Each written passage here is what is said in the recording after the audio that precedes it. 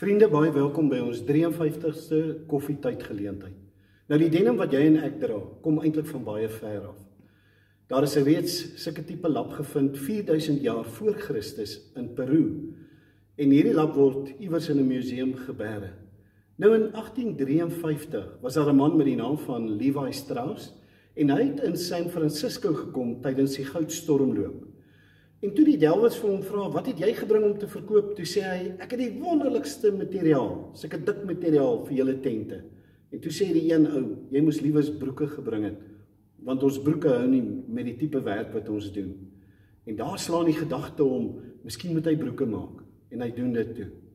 Nou, in 1873 help 'n man met die naam van Jacob Davis hom, en hy sit klinknaels aan hierdie broek, en gee dit 'n sekere steek om die nate en goed vas te werk.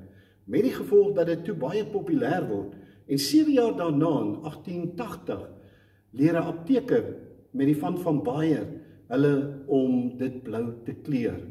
Met die gevolg, dit was baie gewilde drag vir die werkersklas.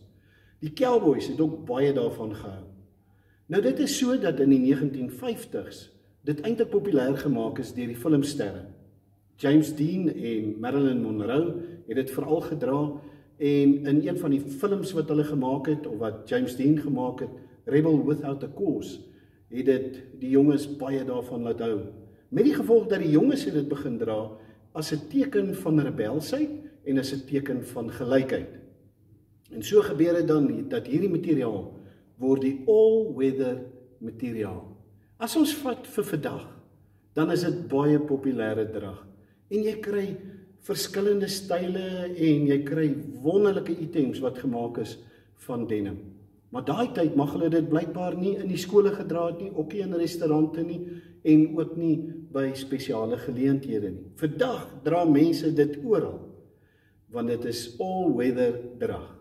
En nou kom Paulus en hy sê in Kolossense 3 vers 12, hy sê dis tyd om denims aan te trek. Eintlik sê hy is tyd vir nuwe klere. Kan ek dit vir jou lees? 3 vers 12 sê, julle is die uitverkore volk van God, wat hy baie lief het. En daarom moet julle meelewend, goedgesind, nederig, sagmoedig en verdraagsaam wees. En is daai verdraagsaam wat eintlik staan ook vertaal as geduld. Maar die woord in die oorspronklike beteken baie meer as geduld. Natuurlik beteken dit om geduldig te wees met mense wat anders as jy is. Natuurlik beteken dit om geduldig te aanvaar dat mense anders dink as wat jy dink. Maar die betekenis kan ook beteken om te vergewe.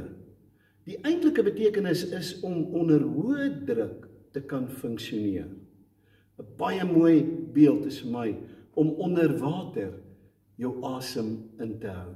Kyk, daar's mos nie 'n ding wat moeiliker is as dit nie, né? Wanneer jy voel daai suurstof is nou weg en jy moet nog onder die water jou asem hou. Dis wat verdraagsaamheid is. Dis wat geduld is. En nou is dit so, ons is in moeilike tye. Ons weet dit almal. Maar as jy's in hierdie tye, waarin ek en jy soos klitsgras aan 'n broek moet klou, waarin ons in die lewe moet klou, waarin ons soos varkhonde of soos bullterriers moet vasbyt, want hulle kan ons deur hulle neus asemhaal, al is hulle kake toe. Met ander woorde, om vas te hou, om geduldig te wees. En daarom, ek weet nie hoe lyk jou dag vandag nie. Miskien gaan dit 'n moeilike dag wees. Hulle sê hier by ons kom die koue front. Party ouens sê, dit gaan koud wees. Gaan nie koud wees nie, want ek het my denim aan. So gaan trek jou denim aan.